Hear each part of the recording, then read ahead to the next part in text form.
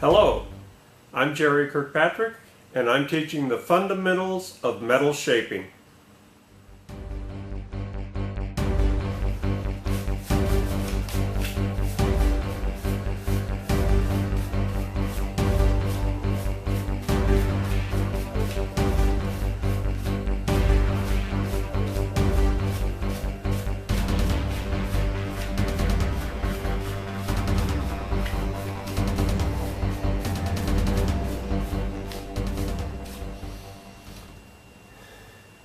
What I won't do for you.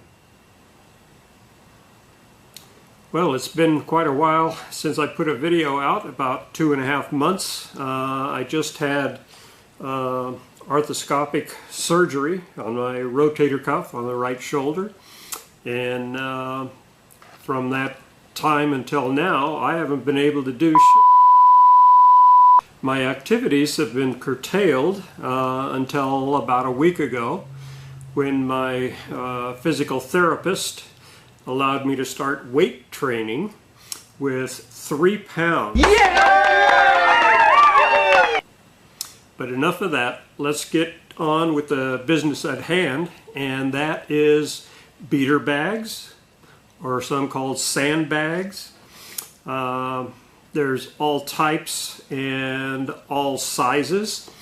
A lot of people want to make a sandbag or beater bag, and they just don't want to spend the money, and therefore they just never build one. And this video will show you how to make one on the cheap, just using bags that you can get from Goodwill or any store like that, and just use sand from your local hardware or Home Depot or whatever. The bag up in the top here was the very first bag I had. In fact, I had 2 of them exactly the same that I got back in 1963 or 1964 when I was working at Shelby's doing some metal finishing work on the Cobras before they would go out. The one over here to your left, my right, I made myself. It had to be back in the 80s sometime, and that was just an old purse that I got from Goodwill, but it was very heavy. It was made out of latigo, and it took quite a while to cut, and I had a saddle maker do most of the sewing until I filled it up, and then I sewed the rest of it by hand. And this one here and this one up here are a bag that I got from Goodwill, and I'll be showing you exactly how I made that one. And this is mainly what this video is about, is so you can just go to the Goodwill or any other place and pick up yourself a purse, a leather purse. Can be heavy canvas, really doesn't matter, and go to your hardware store, get some sand, put a trash bag in there, fill it up, zip the zipper shut, and you're off and running. I know a lot of times guys don't make a sandbag because they don't want to spend the money on them.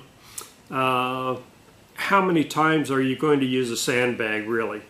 If you have a single project to do and you don't have one, spend the day, make one, use the heck out of it, and throw it away. I don't know how many sandbags I've made and given them away because I think they're so easy to use, easy to make.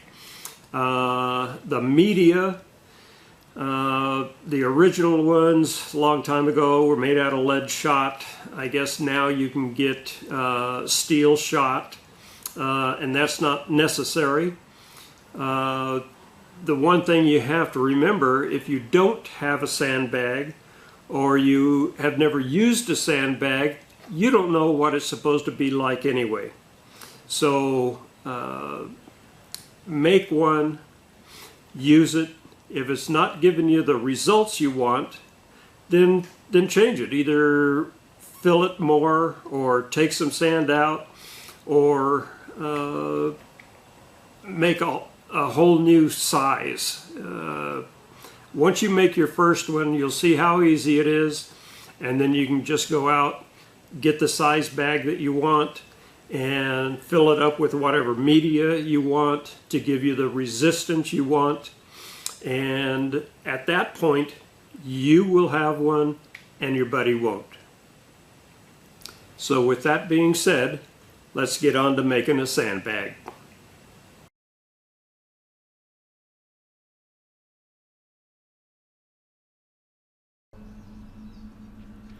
So these are the ingredients that you'll need to make a beater bag.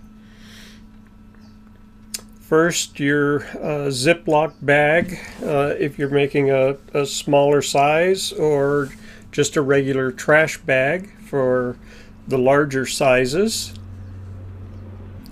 I went to my local lumber yard and found laying on the ground a bag of sand that had fallen and busted open. So I went inside and asked them if I could have the bag, and they said no, I'd have to pay a nominal amount so they could put it into their cash register and keep up with their perpetual inventory. If you decide to make a bag out of a heavier leather, a couple of things that you might want to purchase is a sewing awl that allows you to sew heavier leather and even canvas, and some barge adhesive, which is primarily for gluing leather together. Lastly is the bag itself. This one, it was the size that I was after, and it had a zipper. And the next best thing, it was only $5. When I got back to the shop, I cut it apart and was surprised to find the small bag inside. I didn't even know it was there when I made the purchase. I was also surprised after I cut the whole pouch off of the front how large it was, and I figured it would allow for a third bag with a little bit of sewing. So I took it to a lady that had done some other sewing for me and had her sew the bags together. The top of the smaller one, sewed the two sides all the way up on the middle-sized one, and did a small repair on the top of the largest one. After putting in the plastic bag, I filled it up with the sand, folded it over good and tight, taped it up, and zipped the bag shut, and it was done. So for less than $20, I came out with having 3 new sandbags. I had a job to do that I wanted to use the middle size bag with, and it wasn't giving me the amount of resistance I was after, so I coated the whole one side with just duct tape, and it turned out to be just the amount of resistance that I wanted. So just by adding the duct tape to one side, that gave me a totally different bag. So that instantly turned 3 bags into 4 completely different kinds of sandbags. Shortly after I finished the job, I had a fella come in that was going to be doing some work that required a sandbag, so I just went ahead and gave that bag to him. So there you have building a sandbag. Didn't think it was that easy, did you? Here's the big one. This one I don't think I've ever used for actually beading on, using as some kind of support under a piece. What I have used it extensively for is when I'm working on a door, on a table or something, and especially for fenders. When I'm working on one end of a fender, I'll put this down inside the fender so I don't have to chase it around. The smaller one, this one here, I have used, as you can see. This one I have mainly used for working stainless steel, very, very small. I have to be very precise, and I've got it pretty stiff. I don't want to overwork a piece of stainless, you know, bright work. So by having it fairly stiff, I can work on it with several tools that I've made, different radiuses and such, and just pretty much just tap a piece out and then do a little welding, a little sanding, or filing and sanding, and then do a little bit more tapping. And this has worked out to be exactly what I've needed for that kind of work. And here is my original sandbag, and this one actually does have lead shot in it. And I know there's some people that don't like to be working around lead shot, so don't do it. This bag here I've had for many, many years. I've used the heck out of it. It's done me very well.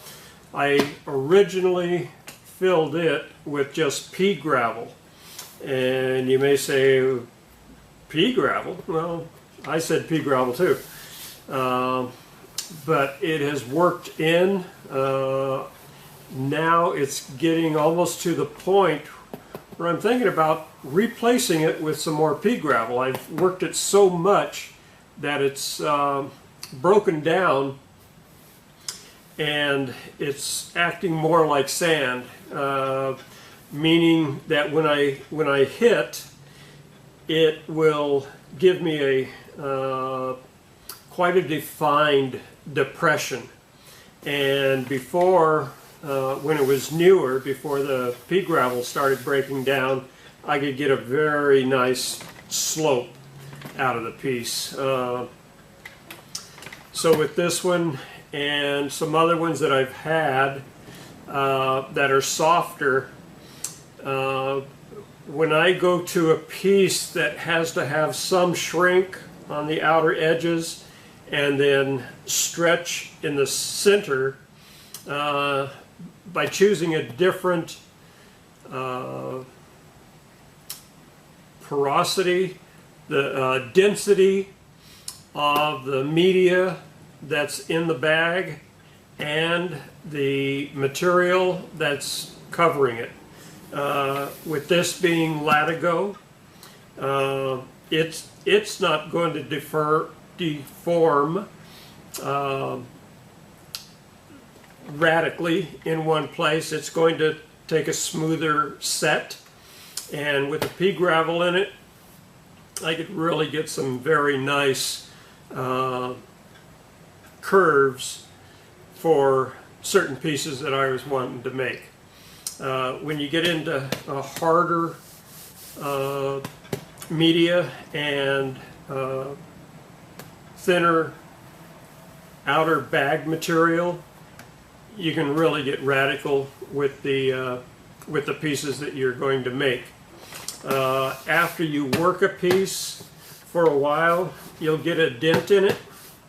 It'll start going down. All you have to do is use the heel of your hand and work that back in. And usually, like I was just over at a place 2 Fridays ago doing a demonstration on some pieces that I needed to use a shot bag for, use a shot bag with, and the bag that was there was very loose. I didn't like it much at all. So the first thing I did was I took it and turned it over about 3 times and then felt how it was situated, and then I could just use the heel of my hand to put it into the shape that I wanted. So so there you go. That's all there is to making a shot bag. So the only thing to do next is to make a new one. I just got this from the Goodwill a couple of days ago when I was shopping. It's got a nice zipper, and I'm only going to be using this side, I promise. I won't be using any of the pink. So, if you feel that you got some good information out of this video, or if I gave you the impetus to make your own beater bag, please give me a thumbs up. Don't forget to subscribe, and thank you very much for watching this video.